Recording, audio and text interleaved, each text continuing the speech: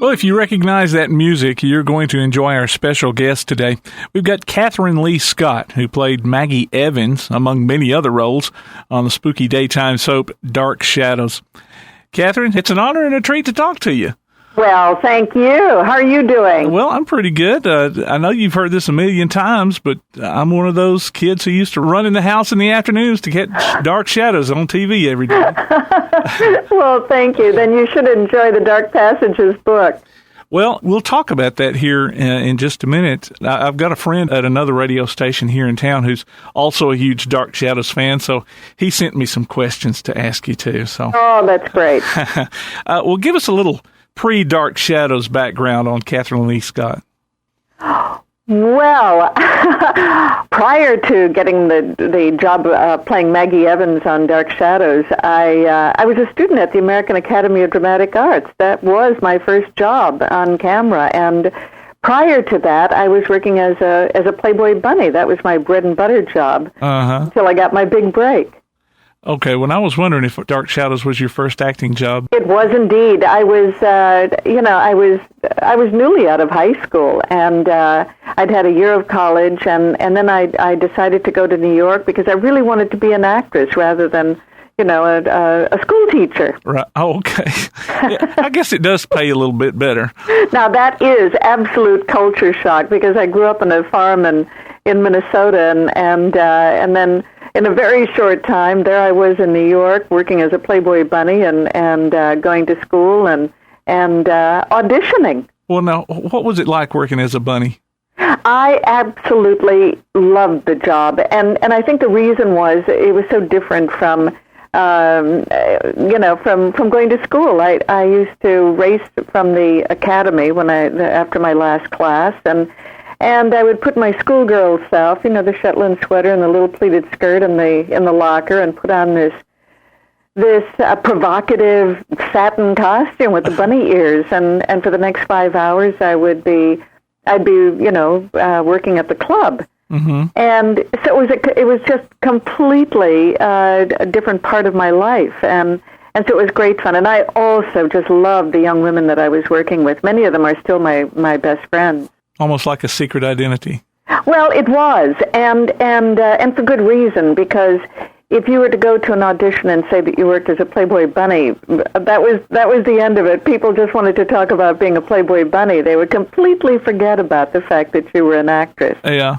Because it was such a novelty. At the time, it was considered so on the cutting edge, and bunnies were big news. How long were you there? I worked as a Playboy bunny while I was going to the American Academy, and then I auditioned for Dark Shadows. And as soon as I got the job, I called my mother back in Minneapolis, and I told her that I was on this new daytime television show called Dark Shadows, and she said, well, I wouldn't give up my bunny job if I were you, because you never know how long these series last. Yeah. So I continued to work at the Playboy Club for a month. And then one Saturday night, this couple came into the club, and this woman gave me a sharp look, and then she said, "What's Maggie Evans doing working as a Playboy bunny?" And that was my last night on the job. I was wondering if it overlapped a little bit. It did. It overlapped a bit. And then I come as soon as Dark Shadows went on the air in 1966. That was the end of my bunny career, and I never set foot in another Playboy club until the very last one closed in Los Angeles, and I happened to attend that closing night, and it was really fun. I mean, it had been 20-some years since I'd seen bunnies. Uh-huh. Moving on to Dark Shadows here, you worked with some big-time actors on that show. Yes, I was very lucky because as a young actress, I got to work with some wonderful veteran actors like Joan Bennett, who is a legendary Hollywood movie star, mm-hmm. and Grayson Hall, who is up for an Academy Award for Night at the Iguana, Mitch Ryan and Thayer David, Clarice Blackburn, really wonderful actors. And we were the kids on the show, Laura Parker, David Selby, Nancy Barrett, Joel Crothers. We were the kids.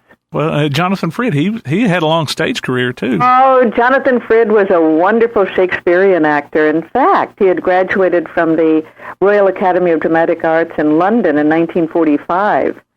So he'd been doing a lot of stage acting before he got the job as Barnabas Collins. Now, Dark Shadows, was the first of its kind in a lot of ways. I guess the most obvious was that, it was the first supernatural soap opera. Yes, I think it was the first paranormal because in those days they were just domestic dramas. They were people sitting at the coffee table talking about divorces and and who was running around with whose husband and that sort of thing. Yeah. And then Dark Shadows came along, and it was not only that it was paranormal, but it was a gothic romance. It was the sort of story that one would call a sort of a bodice ripper. It was the mysterious house on the hill, and then this young girl, and what was her background? She was a foundling. Why was she coming to this house on the hill to work as a governess? So it was very spooky, even before we started introducing the paranormal elements.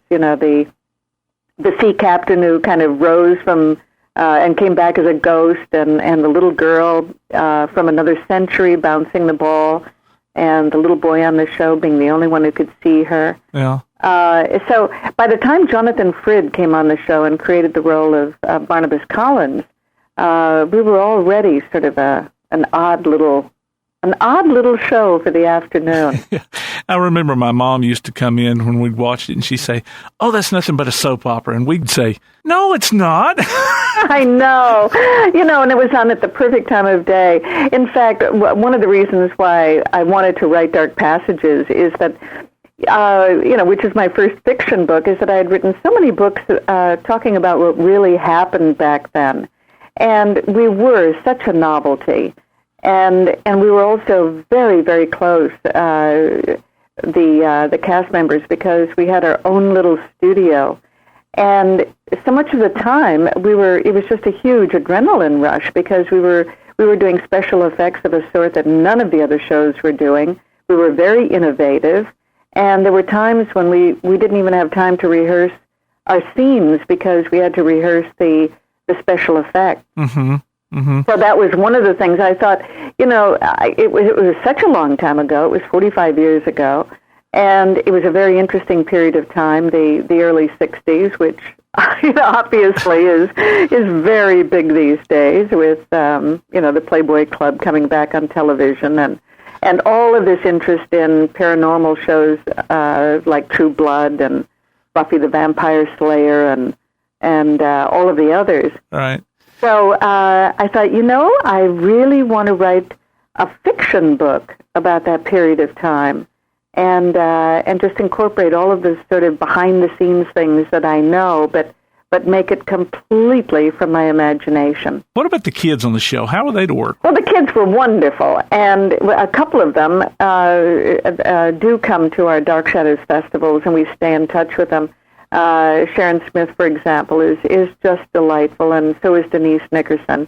David, the little boy on the show, is a very successful restaurateur and has works with hotels and so on. He doesn't come because he doesn't live in the country. Oh, okay. So, but all of them were absolutely delightful. You said you didn't have a lot of time to rehearse. I know a lot of times you had to do it live. Oh, no, we did it live all the time. Oh, okay. And that's one of the reasons why there were so many what we call bloopers on the show, and there's a very famous blooper reel that you can actually buy the DVD. Yeah, I've seen that. Shadows bloopers, and, we had only one chance at it. We never edited. We were never able to redo the show. So, if the door fell off the hinges or the doorknob came off in your hand, or a chair fell over, you just had to go on as though you were doing a stage play.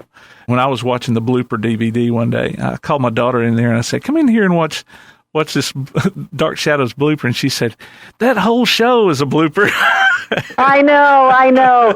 Well, it was. I mean, there were so many things that happened, but I think that was also, if people ask me all the time what accounts for the show's popularity all these years later, and as you must know, Johnny Depp and Tim Burton are doing a feature film for Warner Brothers called Dark Shadows, and it's a new version of the show that we made popular 45 years ago. So what accounts for that popularity? And I think it was because of the fact that we did it live back then, and the actors were functioning like a repertory company. We all played many different roles. We borrowed stories from the great classics. And there was also that tension because everybody knew that we were doing it live. And you never knew what was going to go wrong, what was going to happen. Yeah. Did you get tickled at other actors? Say, Jonathan Frid or Grayson Hall would forget their lines. Seems like that's... Well, it was very hard on the older actors because they were used to, if they were the stage actors, they were used to long rehearsal periods. And we had to learn 30 pages of dialogue a night. Now, that's easy for a young brain. I could virtually memorize a scene by just reading it through once. Mm-hmm. But Joan Bennett and Grayson Hall, Jonathan Frid, Louis Edmonds, they really had to work at learning the lines, and it was very hard on them. Yeah, and very often they would go up on lines, and we would just muddle through. You can tell. Well, they all have different reactions too. Jonathan Frid, who played Barnabas Collins, he would start looking around like he was looking for his lines to appear somewhere. Well, that's exactly what he was doing, And it was scary. I mean, come on, it's scary enough when you're on stage and you go up on lines, but when you're doing a show live. The only thing that got us through it, because some of us were mortified when we got off camera and knew that a terrible mistake had been made. Uh-huh. But Dan Curtis used to tell us, no, don't worry about it. I mean, people are going to see it once, they'll forget it, and that'll be it. And of course, that's not the case because all 1,225 episodes of Dark Shadows that we did are now on DVD. Yeah. And they've been in constant reruns since we went off the air in 1971. Another thing, Grayson Hall, she would get this faraway look like she's trying to choose I know. her words. It was funny because I think she was one of the people, who first started wearing contact lenses. So very often it's as though she's, her eyes are very wide and she's looking up, and I think it was her contact lenses. Oh, okay. Those days, were made out of glass. Mm-hmm. And they were. There were so many things that happened, and the fact that when we went back in time, we were wearing costumes, period dress, and obviously to do a show live that doesn't rely on special effects is difficult enough, but but for us it was really tough. I mean, look at all the things that happen on Saturday Night Live. Oh yeah, and you can see. Quite frankly, I think that we did a better job on less rehearsal time. Yeah. But I mean, that again is something else that I wanted to capture in Dark Passages, because in Dark Passages, the young heroine, you find out on the very first page of the book, is a real vampire, and she's come to New York to become an actress. Right. And she lands on this show that turns out to be about vampires, but of course she's a real vampire. And it's also the story of a girl who really wants to make it on her own without resorting to her special gift. So that's kind of fun because it puts a new twist on Dark Shadows. The heroine's name is Meg Harrison. And there are so many things that happen to her that, she would want to use her special gifts. And sometimes she does resort to them. But also, coming on the show is a woman who is a witch. And it's funny because I saw Laura Parker yesterday. We were doing an event at a book signing. And we were, because she writes as well, and we were both talking about that. The fact that we're so steeped in dark shadows really makes it easy for us to write fiction about that, that genre. Mm-hmm. So I had a lot of fun with it, and of course the Dark Passages just came out about 2 weeks ago. So, I'm thrilled at the response, and I've done a lot of book signings, and it's fun to see Dark Shadows fans turn out and ask me to sign their copies. I saw some pictures posted from a recent convention. Do you do a lot of the conventions? I do the Dark Shadows Festival every year, and this year we had it in New York. And it was really fun because it happened to take place just a month after all of us were in London filming cameos in the new Dark Shadows movie. And four of us worked with Johnny Depp: Laura Parker, David Selby, Jonathan Frid, and myself. Mm-hmm. So that was really fun because we were able to talk about that. And then, of course, I had advance copies of Dark Passages, so I was able to sign those, and it was really fun. What about the more extreme fans? Are you flattered or freaked out?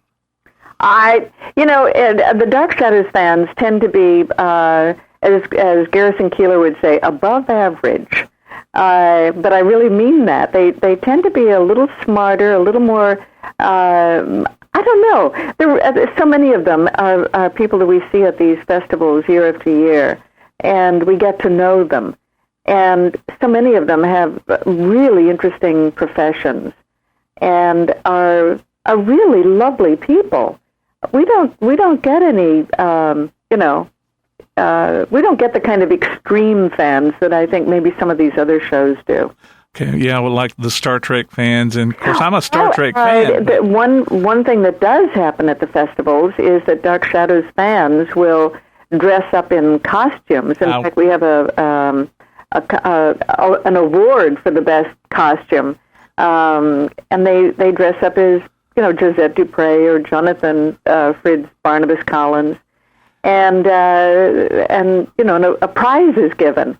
It's the same sort of thing that happens at Star Trek festivals. I mean, as you're probably aware, I did a Star Trek, so. Therefore, I attend those events every once in a while. Okay. For example, I'll be attending Comic-Con in New York in 2 weeks. I'll be there on a Saturday afternoon doing a panel on Dark Shadows. And then I probably won't be doing another event until next summer when we have our next Dark Shadows Festival in California, in Los Angeles. You say you made a cameo in this new Dark Shadows movie? Yes, Laura Parker, David Selby, Jonathan Frid, and I all flew to London, and we had cameo roles in the new Dark Shadows movie. Okay. He is coming out May 2012, and we're hoping that at our Dark Shadows Festival that we have next summer, we'll have clips from it and a lot of other exciting things to talk about from the movie. What's your impression of how Tim Burton treated the show? I like it. I think that he's going to be doing a good job. Obviously, I haven't seen anything of it, but I really liked working with him, and I think he's on very much on the right track. So, as most people know, the new Dark Shadows movie is set in 1972, which happens to be the year after Dark Shadows went off the air. So it'll be interesting to see how they handle it. And if any of your listeners want to keep tabs on what's happening with Dark Shadows and all of the Dark Shadows books, they can go to my website, which is www.kathrynleescott.com. Okay. And I have several pages of events, and everybody can keep track of what's happening. I'd heard a rumor where Christopher Leigh may be in this movie too. I heard the same rumor. I did not see him. He was not in the scenes that we did, but I understand that he is in the film, which is really wonderful. Yeah. I think that they're paying homage to the really classic vampires. Okay, yeah. I was thinking two classic vampires in one movie. So I know. Only one of them has a wolf's head cane. And that big black ring, too. Yeah. What did you think about the revival series they had in the early 90s? I never saw it. I didn't watch it. And then the other one that they did in I don't know, about 10 years ago on Warner Brothers, they did a pilot, and I never saw that either. I never heard about that one. Yeah, I just, yes, the pilot never aired. No, I just, for some reason I was not, I was probably, it only ran 6 episodes, and I was just gone when they were on television. Okay. Well, I know you can go back and watch the 90s on, I think it's Hulu.com. I think they've got those, if you want to go back and check them out. You know. Yeah, well, there's a thought. Now, you've done a lot of other appearances other than Dark Shadows. Quincy, Magnum P.I., Police Squad. How was Leslie Nielsen to work with? Oh, he was wonderful, and I was so sad to see that he had passed away, and that was really, he was just a delightful man. I so enjoyed working with him. Yeah, well, you mentioned the Star Trek. You also got together with another Dark Shadows alumnus, John Carlin, on Cagney and Lacey, too. Yes, I did an episode of Cagney and Lacey, but John and I didn't work together. Oh. But he was marvelous on that show, and he's such a good actor. The one thing that we do these days, several of us get together and do these dramatic recordings for a company called Big Finish. And again, if you check my website, KathrynLeeScott.com, you'll see how to order those. They're really very successful, very popular. And that's Kathryn, Kathryn, Leigh Scott. Yes. .com. Okay. That's right. Right. And this is a British company that does these recordings, and people just love them. They're CDs, and we've done, oh my gosh, maybe 25 of them over the past few years. And by the way, before I forget, I also wanted to mention that the Bunny Years, the book that I wrote about the 25-year history of the Playboy clubs, has now just been reissued by Simon & Schuster. The book came out last week, and it is in the bookstores. I love the cover. Again, you can't buy the book on my website, but you can buy it from Amazon.com and Barnes & Noble and in all bookstores. Now, you say reissued. How long ago was that written? Well, I wrote it in 1998, and then I produced a 2-hour documentary for A&E based on the book. Oh. And then the book was brought out again because the rights to the Bunny Years were acquired by the company that's producing the Playboy Club. Okay, and they bought it for potential use in upcoming episodes of the show. So I'm hoping that the Playboy Club finds its audience, and that the writers and producers delve into the book because it's the real stories of the real women who worked as Playboy bunnies during that 25-year history.